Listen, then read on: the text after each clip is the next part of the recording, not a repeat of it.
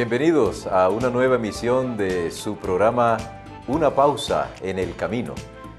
Vamos a continuar con el tema que dejamos iniciado.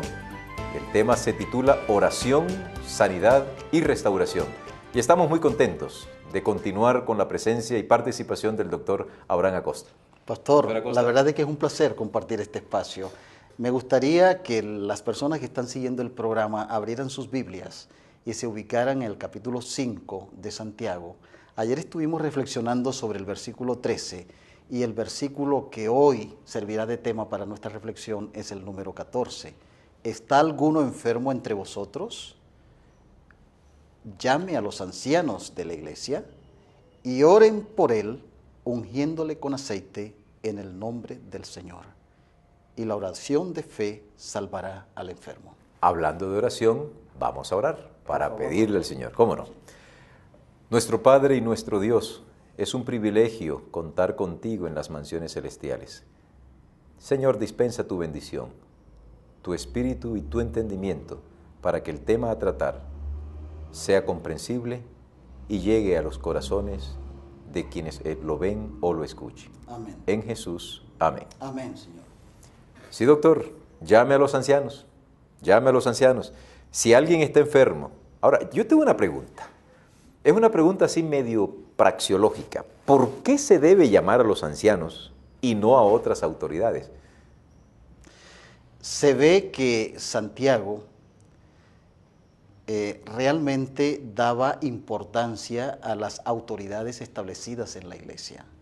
Aquellos que por razón de su liderazgo espiritual y por razón de su disposición a dejarse usar por Dios y por razón de que este liderazgo fue reconocido por la iglesia y fueron ordenados como ancianos, Santiago aquí le da importancia a esos líderes espirituales, ministradores de los favores de Dios, que son llamados para orar en este caso por los enfermos. Sí, señor.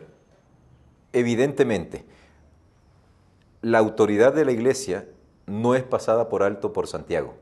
¿Por qué? Sí, porque es que él sabe, como apóstol que fue de Jesús, que era de Jesús en su época, de que esa autoridad de los ancianos derivaba directamente del mismo Señor. Lo que hace para mí pensar que cuando se llama a un anciano, no se puede llamar a cualquier anciano. La figura que aparentemente Santiago tiene en mente son hombres consagrados, son personas dirigentes consagrados, que tienen la unción del Espíritu Santo y el testimonio y de la iglesia, el testimonio de Y la expresión anciano no tiene la connotación que nosotros evidentemente que tenemos hoy. Ligados a la edad No. o a la Ni experiencia. siquiera el mismo concepto que tenemos como ancianos hoy, ni siquiera el mismo concepto. Era una denominación para las personas que tenían esas características Sí, que señor. usted dice. Evidentemente, no nos vamos a meter en ese tema, que ya habrá suficiente tiempo para debatirlo en otra oportunidad. Pero me llama la atención algo, doctor, y la verdad es que es agradable tenerlo a usted aquí por la dualidad que usted maneja. O sea, usted es médico de profesión y es pastor de vocación también. Pero yo observo que en la lección pareciera ser que en algún momento diera como un indicio de que hay una especie de extrema unción. ¿Nosotros manejamos la extrema unción? A ver, pastor, la extrema unción es usada por alguna denominación religiosa como uno de los sacramentos para ayudar a los pacientes que tienen una situación límite, que están agónicos, que están moribundos, a morir en paz. Cuando nosotros leemos aquí el texto de Santiago en el versículo 14, en primer lugar, mire lo que dice: ¿está alguno enfermo entre vosotros? Llame a los ancianos de la iglesia, únganlo con aceite en el nombre del Señor, sus pecados serán perdonados, el Señor lo levantará. Lo que se sugiere aquí en el texto es que los resultados de esa oración de fe y de la unción están en manos de Dios. No dice exactamente que para que el paciente muera en paz. Puede ser que esa sea la voluntad de Dios y muera en paz. Pero tantas veces, frente a una ceremonia de una unción por los enfermos, el Señor ha actuado de una manera providencial, milagrosa, cuando el enfermo no tiene sino el pronóstico médico reservado, en el sentido de que le quedan muy pocas horas o muy pocos días para vivir, y de pronto Dios, en respuesta a la oración de fe, en el conocimiento que Él tiene más allá de nuestro propio conocimiento, actúa y le devuelve la vida a ese paciente.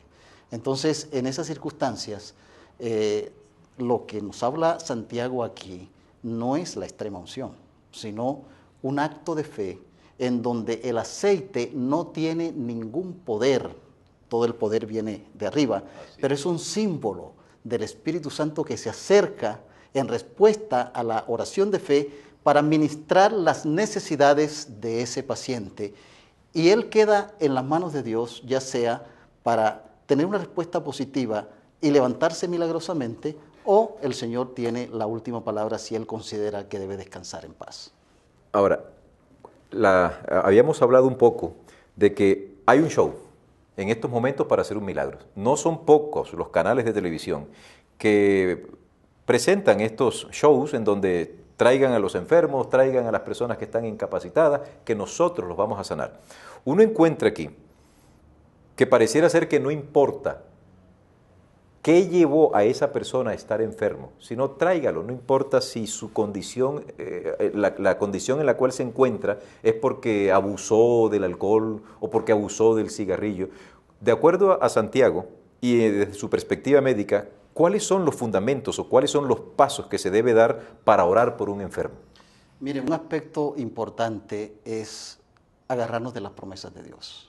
Estoy pensando en una promesa maravillosa que está en el Salmo 103. Bendice alma mía Jehová y bendiga todo mi ser su santo nombre.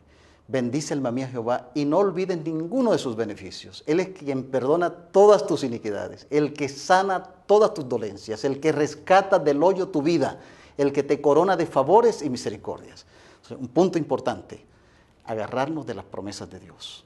Pero agarrarnos de las promesas de Dios tiene un significado muy profundo, porque es que, pastor, tantas veces la fe corre paralela con la presunción. La fe se agarra de las promesas de Dios y cumple las condiciones. La presunción invoca y reclama las promesas de Dios, pero no cumple las condiciones. Y esas condiciones tantas veces son preceptos, leyes, recomendaciones que Dios ha dejado en su palabra y que nosotros, sus hijos, debemos seguir. Le pongo un ejemplo.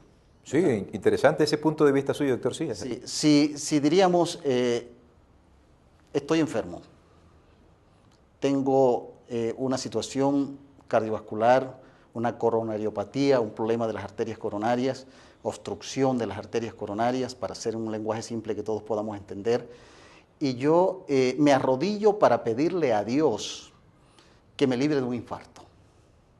Señor, tú dices en tu palabra que tú eres el que sana todas nuestras dolencias y yo estoy aquí para que tú me las sanes. Pero en el intertanto, en mi mesa, en mi plato, tengo una gran cantidad de alimentos, ¿verdad?, cargados en grasas saturadas, en colesterol, que hoy se sabe científicamente son factores que aumentan el colesterol sanguíneo y por lo tanto obstruyen, ¿verdad?, los delicados vasos que nutren el corazón y otras partes de nuestro organismo y que nos llevan a una muerte precoz tantas veces o una muerte temprana como consecuencia de esos hábitos, violando una ley natural, una ley física, porque en el libro de Levítico, por ejemplo, en este caso, Dios dijo al pueblo de Israel, ¿no?, a través de una ley sanitaria que funciona hasta el día de hoy: ninguna grasa animal comeréis, y este es un estatuto perpetuo por vuestras generaciones. Entonces, ¿cómo yo oro para que Dios me libre de un infarto o de un problema cardiovascular serio, si paralelamente, mientras que reclamo las promesas de Dios, yo no estoy cumpliendo las condiciones que Él pone para ayudar a mi restablecimiento en la salud? Eso que funciona para mí, funciona también para los enfermos, ¿verdad? O sea que en la oración de fe debe incluir de una manera compasiva, amorosa, tener un momento para ver si alguna de esas leyes se han violado y yo ser un instrumento en las manos de Dios para que ese paciente se reconcilie con esas leyes que ha violado. Porque Dios quiere sanarlo, pero quiere que él siga viviendo saludablemente dentro del marco de protección y de felicidad que nos brindan esas leyes. Entonces, un breve repaso. Para orar por un enfermo se le debe conducir al arrepentimiento, que él reconozca si ha fallado en la violación de alguna de esas leyes que lo ha llevado a esa postración, que pida perdón por su pecado y una vez que él haya haya renovado su pacto con Dios, ahora sí nosotros podemos orar pidiéndole al Señor su voluntad para que a través de la oración ese hombre o esa mujer sean Y sanados. agarrándolo de Agarrándolo. las promesas de Dios que nos aseguran esa intervención milagrosa de Dios en la vida del enfermo. Muy bien.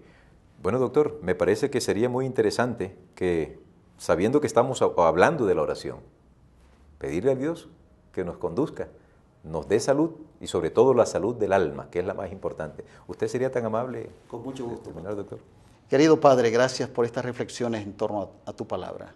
Puede ser que alguien esté siguiendo este programa y que esté allí pensando, ¿qué va a pasar conmigo frente a esta dificultad tan seria de salud? Te pido, Señor, que si es tu voluntad, Él pueda seguir la recomendación bíblica, llamar a los ancianos para ser ungido y que tu mano poderosa sea sobre él o sobre ella y puedas recuperar la salud que ha perdido para gloria de tu nombre y para felicidad de esa persona y de sus familiares. Gracias por este espacio de reflexión. En el nombre de Jesús. Amén. Amén.